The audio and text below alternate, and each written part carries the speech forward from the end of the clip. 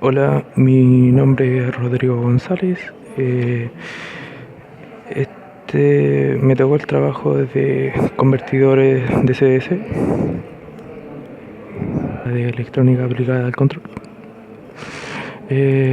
Como primero, no todos sabemos lo que es la palabra conmutación. La palabra conmutación es sobre un dispositivo electrónico que te permite transformar la energía eléctrica mediante transistores en energía de alta frecuencia. Convertidor Bose, principio de funcionamiento, que es un disminusor. Su acción es disminuir el voltaje. Tenemos una tensión de entrada del convertidor que denominaremos VI, que es menor a la tensión que queremos obtener de la salida B0 mediante un interruptor S1. Cortocircuitaremos la bobina masa, que es L1, que se cargará de corriente, generará un campo magnético donde se cargará de electrones, almacenando energía,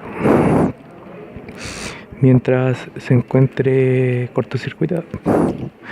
En este caso C1 se encargará de alimentar la carga que se conecte a B0, que es la salida del convertidor, o que hice. Cuando S1 se vuelve a abrir, la corriente que se ha almacenado en L1 llega a través del diodo.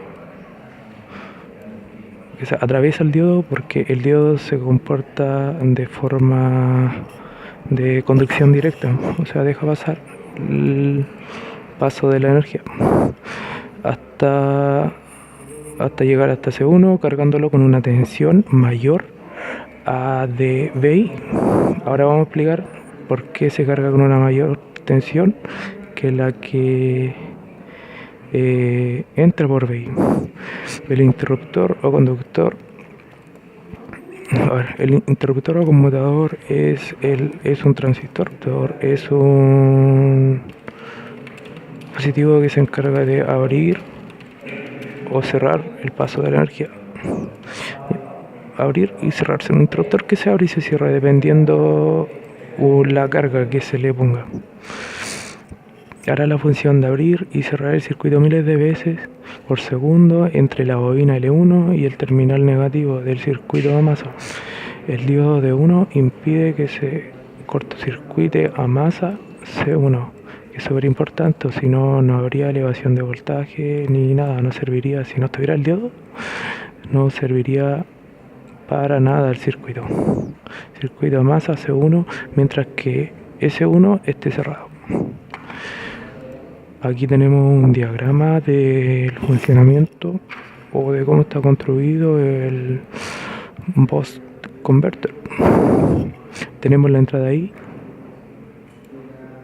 A ver, en grande tenemos la entrada de voltaje VI que mencionamos al principio. La bobina L1, el interruptor S1 conectado al transistor. Es un variador de onda de pulso, o no sé cómo se dice. A ver, es un modulador de pulso, un PWM, un modulador de pulso que tiene un verificador de voltaje. El diodo ubicado antes de S1 para evitar que el voltaje se devuelva, y la salida, que sería B0. Una vez que le aplicamos voltaje, un determinado voltaje en la entrada, el voltaje avanza, carga C1, pasa por D1 ya que está en polarización directa, pasa y llega al relé. Y esto lo que hace es accionar S1 y abrir y cerrar este circuito, impidiendo que el voltaje siga pasando,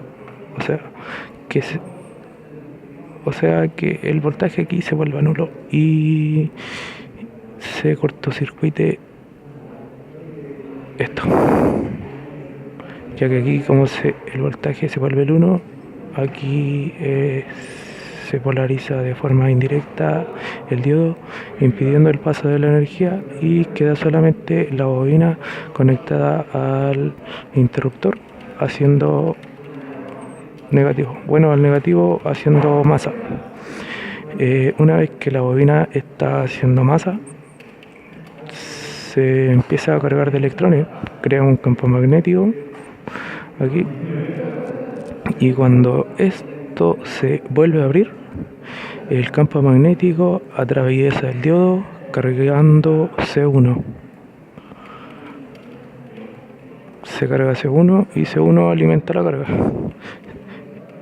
El S1 se cierra de nuevo, carga de nuevo esto, mientras esto sigue, bueno, carga de nuevo la bobina, mientras C1 sigue liberando tensión. Pero aquí va el truco que les decía delante, que porque L1 entrega más voltaje del que entrega la fuente, o sea que veis, es porque una vez que L1 se carga de electrones en su campo magnético y S1 se cierra, el voltaje de BI se suma al de B1 y atraviesa el diodo cargándolo con un mayor voltaje cada vez, o dependiendo las pulsaciones del PWM.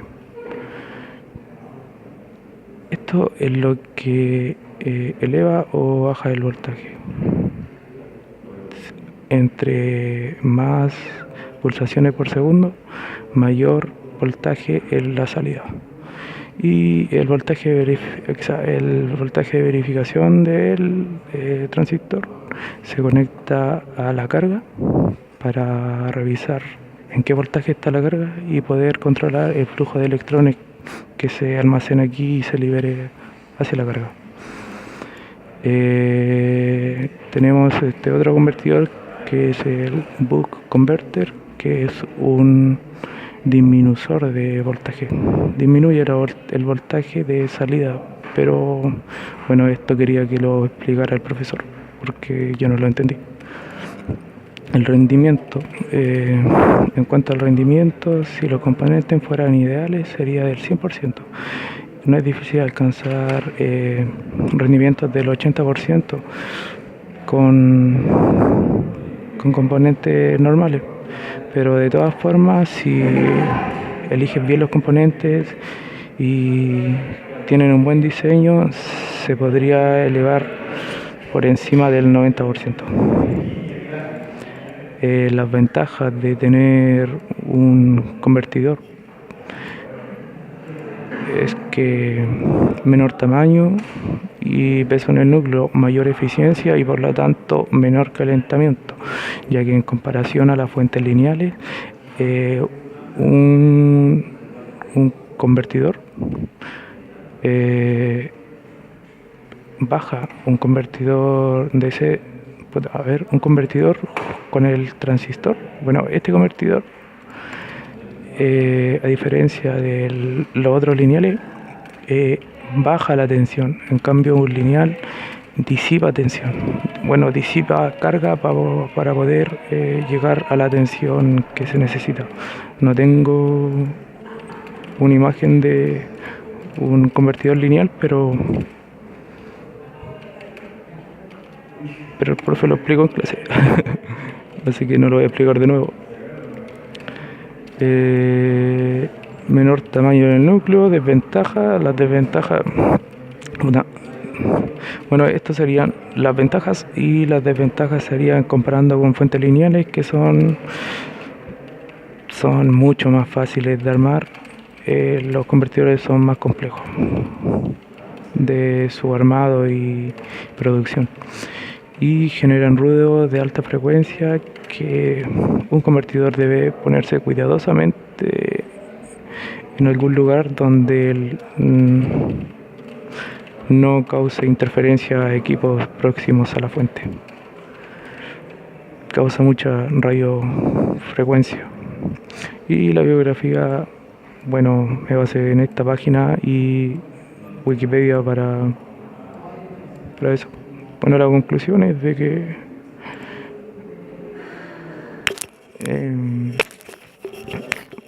tamaño y peso es mucho más eficiente. ¿Vale la pena? Sí, porque no podríamos evitar que se queme otro dispositivo o que no tengamos alguna interrupción en el producto final.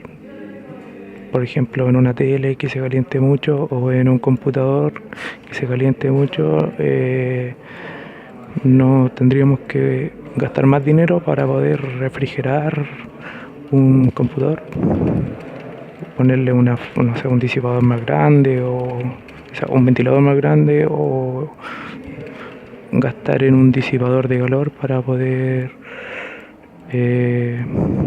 enfriar el sistema. Pero con un convertidor la disipación de calor no es necesaria, ya que no genera.